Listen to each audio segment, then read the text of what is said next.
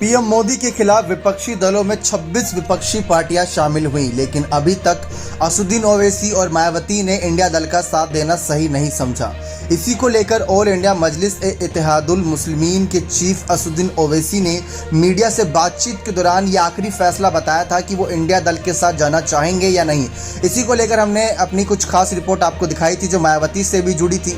मायावती का भी आखिरी फैसला बताया था जिसमें साफ था कि इंडिया दल के साथ तो नहीं जाएंगी, लेकिन इंडिया दल में जो दल शामिल है अगर उनको वहां पर पूरी तरीके से सीट बंटवारे में एक उनकी मनपसंद सीटें नहीं मिलती तो मायावती उनको वो देना चाहेंगी। इसी को लेकर ओवैसी ने भी अपनी बात रखी इंडिया गठबंधन को लेकर और मायावती को लेकर। ओवैसी ने इंडिया गठबंधन से लेकर यहाँ पर कहा कि कोई मुझसे कहेगा कि इज्जत का सौदा करके गुलामी करो, हाथ बंद करके चौखट पर आकर खड़े हो जाओ तो मैं लड़कर मर जाना पसंद करूंगा, घुटने टिकाकर मुझे जीना पसंद नहीं।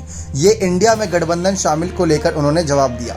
उन्होंने आगे कहा कि हमें संसद के सामने सूली पर चढ़ा दीजिए, संसद के अंदर हम भाषण दे रहे हैं और संसद के नियम को मान रहे हैं, हमारे तो मात्र 2 सांसद हैं। ये बातें सब उस वक्त की गई जब उन्होंने संसद के सत्र को लेकर कहा।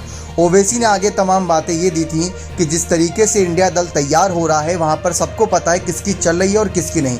असदुद्दीन ओवैसी ने इंडिया के नेताओं पर कहा कि जिनके जिस्मों पर इतने दाग हैं आज वो सेकुलर कैसे हो गए। उन्होंने कहा कि नीतीश कुमार गोधरा के समय रेल मंत्री थे, बीजेपी के समर्थन से मुख्यमंत्री बने, ऐसे में वो सेकुलर कैसे हो गए। 2019 में कहा कि नरेंद्र मोदी को वोट दो, फिर सेकुलर हो गए। शरद पवार को लेकर भी उन्होंने कहा कि सीएम केजरीवाल रियल हिंदुत्व की बात करते हैं। शरद पवार के अजित पवार ने बीजेपी के साथ सरकार बना ली, संसद नहीं चलने देंगे, ऐसी बातें कही गई।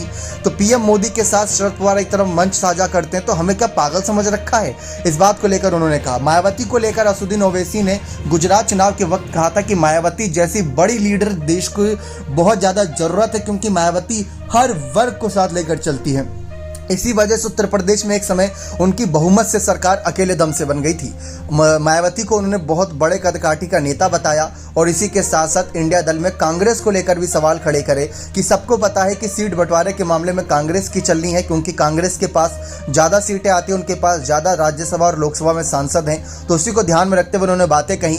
तो असदुद्दीन ओवैसी का आखिरी फैसला यह है कि वो शायद इंडिया गठबंधन के साथ नहीं जाएंगे, लेकिन सवाल यह है कि अगर वो इंडिया गठबंधन के साथ नहीं जाएंगे तो क्या मायावती के तीसरे मोर्चे के साथ जाना पसंद करेंगे। यह तो आने वाला वक्त ही बताएगा। बने रहें चैनल के साथ। बहुत बहुत धन्यवाद।